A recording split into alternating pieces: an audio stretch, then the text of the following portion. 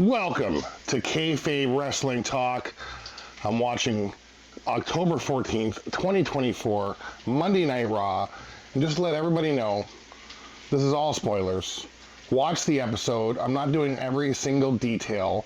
I'm just giving my opinion on matches. So use your brain, watch the episode. Okay? Now, if you just want to listen to this or watch it because you like my voice, I totally get it. Because it's probably a lot better than yours and very soothing and very nice. Otherwise, I don't want to hear anything about spoilers. Watch the episode. I'm going to give my opinion on each segment, on each match, on whatever happens. And if you don't like my opinion, you're probably wrong.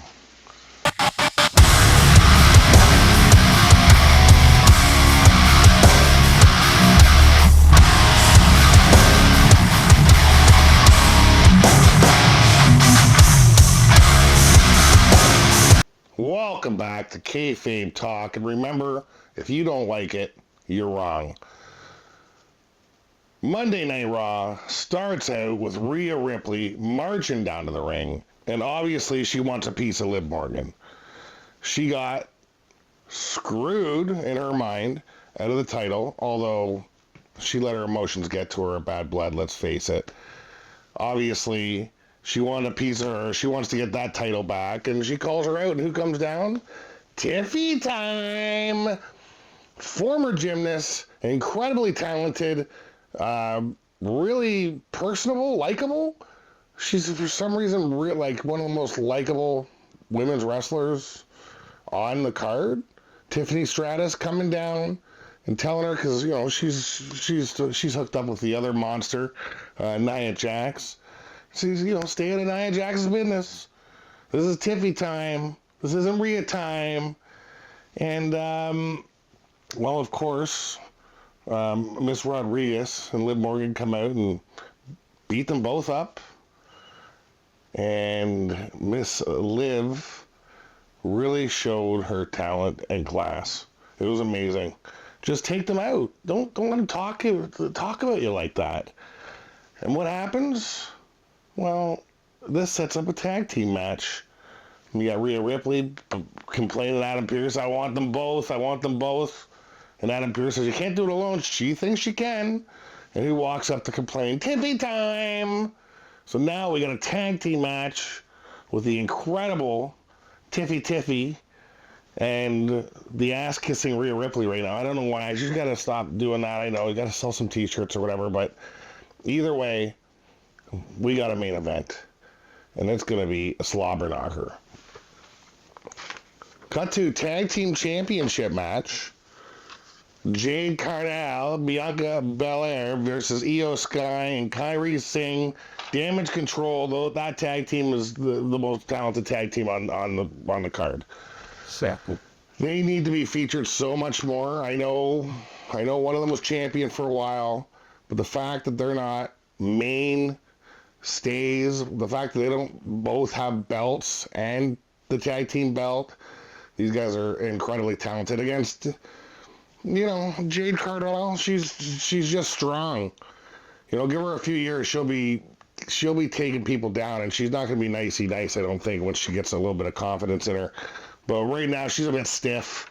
Bianca, you know, Bianca Belair she's outstandingly talented, but obviously she's kind of trying to help Miss Cargill get a bit of confidence. And either way, a match, and it was one way. The Damage Control had it the whole time.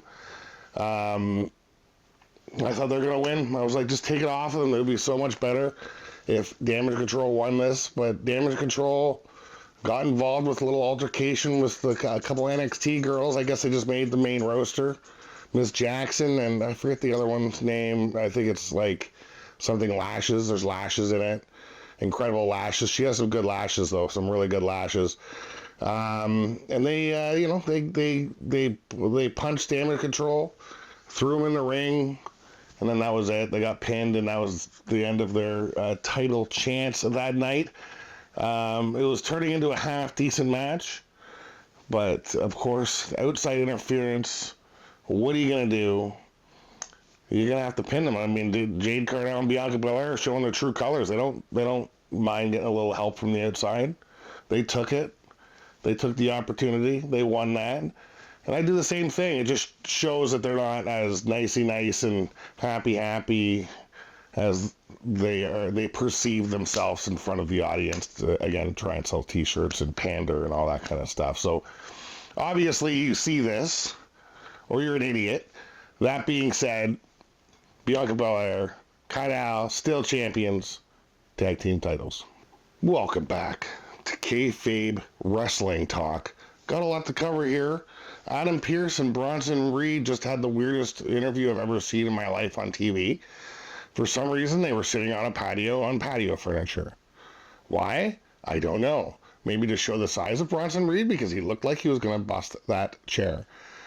Anyway, for some reason, they had a conversation after a family barbecue about having a match with Seth Rollins because he, made Bronson lose in that huge match against Braun Strowman with his, kick to the head.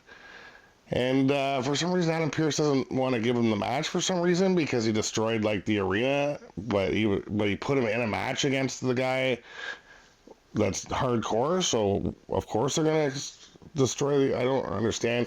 Anyway, cut to Adam Pearce having a conversation with Seth Rollins, and Seth Rollins, of course, one of the best promo guys in the business, saying, "I slayed a monster. Now I want to slay a beast." And why not? Give him who cares if he's injured? Is he cleared? Ask medical. Are you a doctor, Adam Pearce? You idiot. Let him fight. Let Bronson Reed just squash him and end his career, and then he could be the new guy or whatever. I mean, that's what's going to happen. What is with the conversation in lawn chairs about it? Nobody understands. Anywho, next up, Adam Pearce. Well, we got a tag team tournament, which is very exciting for number one contender for the tag team, JD McDonald, the biggest head on a small man I've ever seen. What's his name? And against Finn Balor, which, have we even seen them, put the title up? I like them, I guess, but have they defended the title once? I think JD Big Head was yeah, we did a month ago. So yeah, let's get a tournament. I don't know why there's even a tournament. Just have them fight some people for the belt. Well, they gonna do a tournament for a month and then they have another month where they're not fighting for the belt? Adam Pearce is an idiot. Anyway, the first match we have Otis and Tozawa Alpha Academy. Why is that called Alpha Academy anymore? Nobody knows. Why is Otis still wearing a free Otis shirt? Where is he being freed from? Nobody understands. I get you're selling t-shirts. I love Otis. Otis should be a monster, destroying everybody like Bronson Reed. But no, he's got to be happy, and pander to all the pinheads in the audience. Anywho, and they were against, big surprise, Eric and Ivar come back. They changed their name from the Viking Raiders. Now they're the Roar Raiders, which I don't mind, I guess. It's fine. It was a 4-minute match. I mean, as soon as Otis left the ring, Tozawa's 92 pounds? He weighs as much as Ivar's calf? What is he going to do? So they just squashed him, and they did a crazy finisher move. Check it out. Those guys are going to tear through this tag team division. If they don't win the belts, might as well just cancel it all. Right. And then, of course, Cody Rhodes, who has to be on both shows all the time, comes out and does his whole pandering to the crowd thing, and his fake good guy act where it gets everybody all cheering him and him saying the perfect things. Thank God Gunther came out. It's his damn show, and he came out and just kind of told him what it is. He wants to be everybody's darling. The best part about Cody Rhodes and Gunther, the ring general talking, is when the ring general tells Cody, well, you always want to be everybody's darling. Everybody's got to like you. And he says everybody's friend is no one's friend. And I think a lot of people are starting to see that about him now. It was a great promo on both sides, I must admit, but Gunther really had him. He really wants to be everybody's darling. And he called him the secondary champ several times, which was hilarious. honestly, because the belt that Gunter had was called secondary champ for so long with Seth on it. But either way, Gunter is going to be fighting Mr. Cody Rhodes for that just terrible Saudi Arabia belt. 50 carats of diamonds, did they say that? 50 carats of something in that belt. So it's just like, they win it, sell it. I don't know. What are you going to do with that thing? You could fit a bushel of peaches in that damn thing. The thing's huge. So anyway, Gunter, of course, schooled him. But good promo on both sides. Welcome back to Kayfabe Wrestling Talk. We got some things to talk about. Braun Breaker versus Kofi Kingston. Quick match. Braun Breaker is going to be, he's going to take Kings down. He's going to win many, many belts. The guy is a talent that hasn't been seen in so long. He's incredible. He's so powerful, and unfortunately, Kofi Kingston felt that. He got super speared. It's not even a spear. It's a super spear. He super speared Kofi. It looked like he put his belly button through his butthole. He hit him so hard. It was unbelievable. And then, of course, he wins the match, so he wants to get a couple more licks in on Mr. Kofi. And, Xavier tries to save him, and he overpowers Xavier on account of his true strength and monsterism. That's a word, monsterism. It's somebody that's a monster, but not a monster. It's a monster-like. It's monster-like monsterism. And then who comes out to save the day? Mr. Jey Uso, who's always got to stick his nose where it doesn't belong, and he rubbed Xavier's face in it. And I think Xavier would his true colors are coming out pretty quick.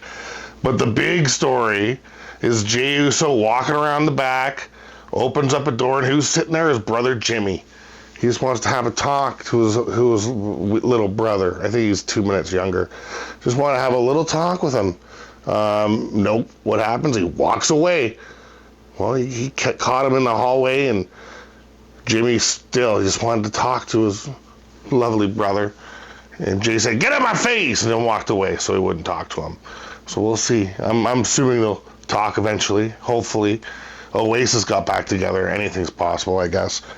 And then we had Mr. R-Truth versus The Miz. And then even before the match even starts, R-Truth shakes his hand. The Miz shakes his hand begrudgingly.